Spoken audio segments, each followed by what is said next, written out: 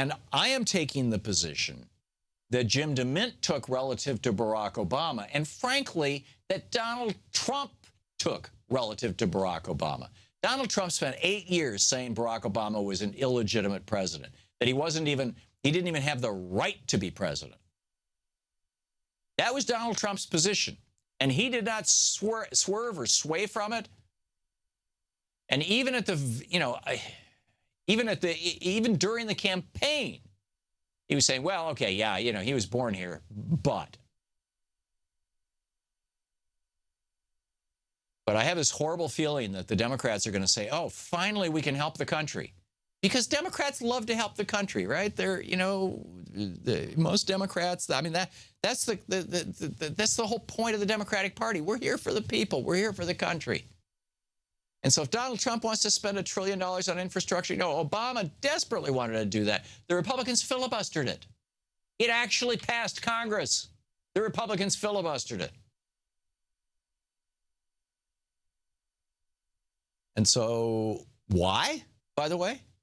They did that so that people would be seriously pissed off at the Democrats and at the president.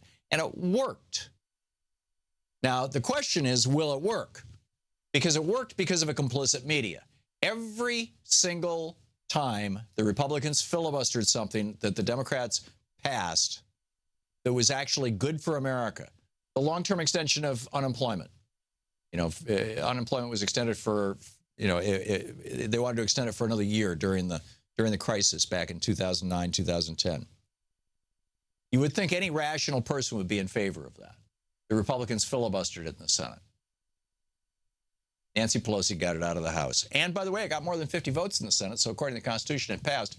But the Republicans filibustered it. So was the headline in the New York Times, Republicans block long-term extension of unemployment? No.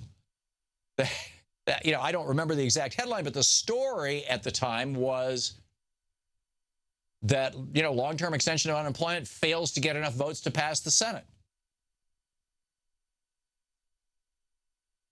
Now, my guess is, given how good the Republicans are at manipulating and owning the media,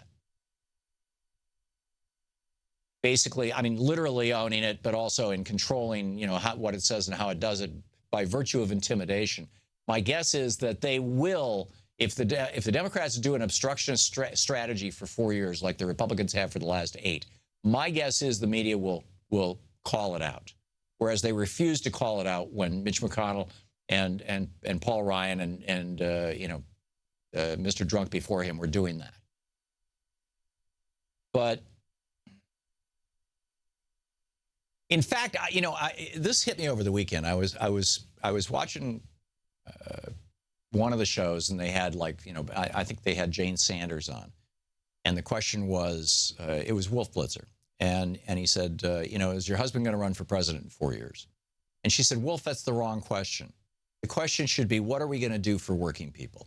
What are we going to do to bring jobs back to the United States? What are we going to do to, and I'm doing this from memory, so this may not be what she said, but it was in that vein, right?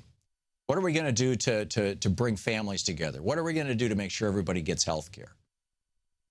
And Wolf, had I been Wolf, my answer to that would have been, okay, what are we going to do? But he didn't want to go there. And it suddenly hit me. I had been wondering throughout this election, why is it that the media refuses to discuss issues? For a year and a half, this campaign has been going on, and the media has consistently refused. Most people have no idea what Paul Ryan intends to do. They have no idea. They have no idea what the issues are. Why? I think it's because whenever an issue is discussed, the issues, of course, reflect poorly on the Republicans because all across America, the vast majority of Americans agree with the Democrats and the Democratic Party.